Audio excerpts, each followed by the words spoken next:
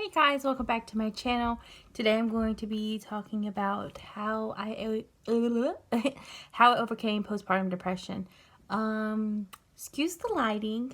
It is like 8 o'clock here, and how my room is we only have a bathroom light. Like, there's no light up at the ceiling, which is something I did not realize until after we moved in and signed the lease and everything. So I have a candle underneath me. That's why my face looks like it's glowing. I lift it up, but I'd rather not burn myself, so I'm not going to do that. So basically, I have my notebook again. If you've probably seen it in a couple of my videos by now. I'm just going to talk about, like I said, how I overcame postpartum depression.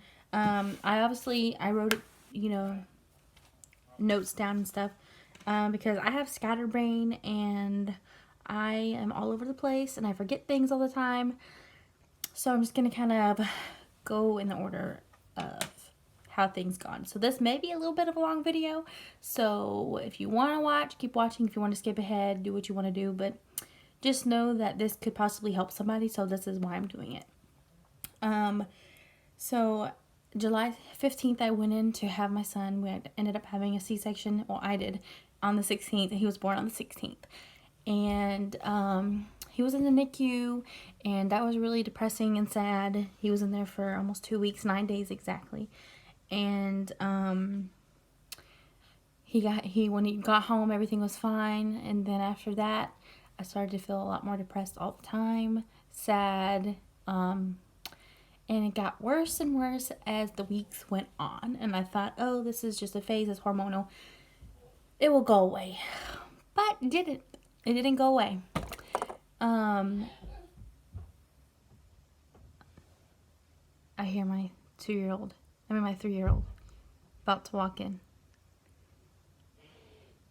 Okay, maybe not. Anyways, so about 2 weeks after, or about 3 or 4 weeks at this point, I started to get like really moody, aggravated, easily frustrated, snippy, snappy, whatever you want to say, just kind of upset all the time. And then it got worse, and it got to the point where I didn't want to get up. I didn't want to get dressed. I didn't want to change out of my clothes, my pajamas. It's going to be a little gross when I say this, but I didn't change clothes for sometimes at least 4 days. And sometimes I didn't shower, but once a week. And same thing with brushing my teeth. It was that bad. And that's not even the worst part of it. That's pretty bad, but after about 5 weeks now, I really got to the point where I was angry.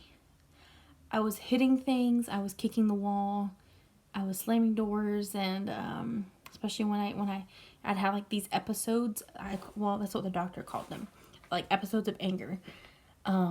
My 3-year-old would do something and I would just lose it. I would go back crazy, like I was a different person. And I dealt with that for about a week and a half, 2 weeks. And then I said, okay, I can't do this anymore. I talked to my husband and he was like, okay, sure, yeah. So I had to go to the doctor anyway for my 6-week checkup for my C-section. So what I did was I went there, talked to them about it, and started seeking help through them. And then from there, basically they got me like a prescription. I talked to their psychiatrist. I think I mentioned this in one of my other videos about the ending part, but I just didn't ever talk about the middle part, the part that nobody wants to talk about, but people need to hear. Yeah. So it was, then I started going to therapy and took medicine, and it took a while for me to start feeling better, all like to where I am now. Which is, I'm glad I'm to where I am now. I'm sorry if I seem like scatterbrained. It's just, it's not really something I want to talk about, but I know that it could help somebody who is going through postpartum depression still. So if you're one of those people, just know that it does get better. Please don't harm yourself. Please don't harm your babies. If you feel like harming your babies, please get them to friends. Please get them to families. Take them to the hospital. Anywhere is better than being killed, obviously. Just get them to safety. And if you feel like hurting yourself, same thing. Get yourself to the safety. Please don't do anything you regret. Yeah, don't do anything you regret. And it does get better. I'd say seek help if you're feeling depressed, especially after having a baby. Even depressed, and you didn't have a baby. Seek help, because it can, things do change. Things get better. Things will be fine. Yeah. So, with that being said, I want to go ahead and talk about kind of what's going on in my life right now.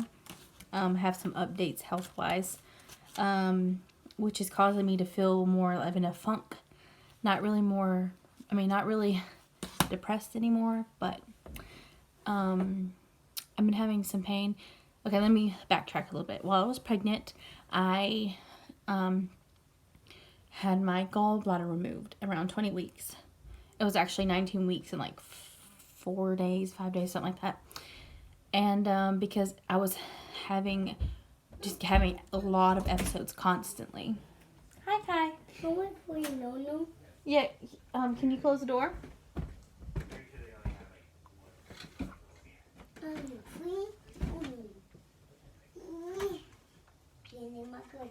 There's no way to pause. Anywho, I was having really bad episodes of pain and stuff, so it was just time. I couldn't handle it anymore. Mine. 1 second. Hey, no. Don't make a mess. Don't make a mess. Okay,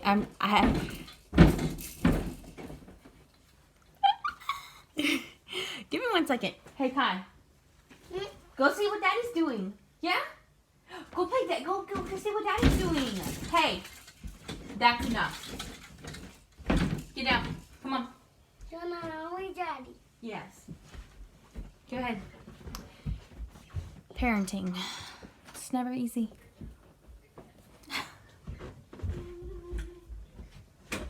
What sucks is that I don't have a computer right now to edit this video, so you guys are gonna have to see me parent.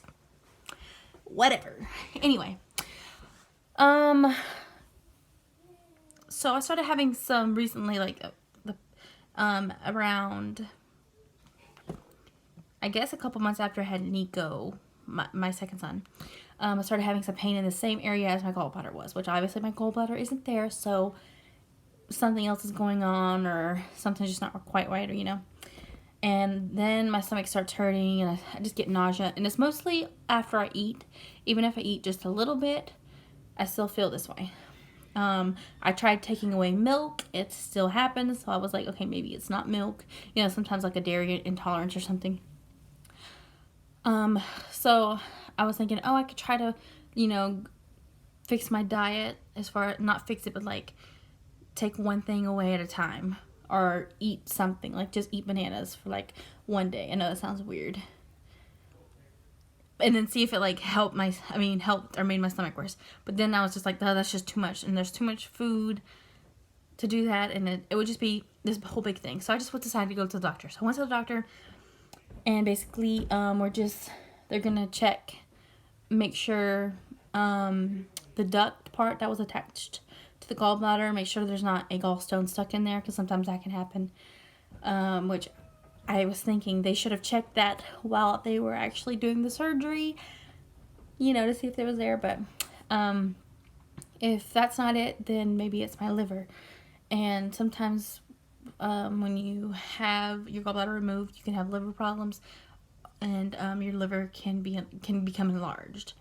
And I'm not sure quite what causes this. I have to talk about more about this with my doctor.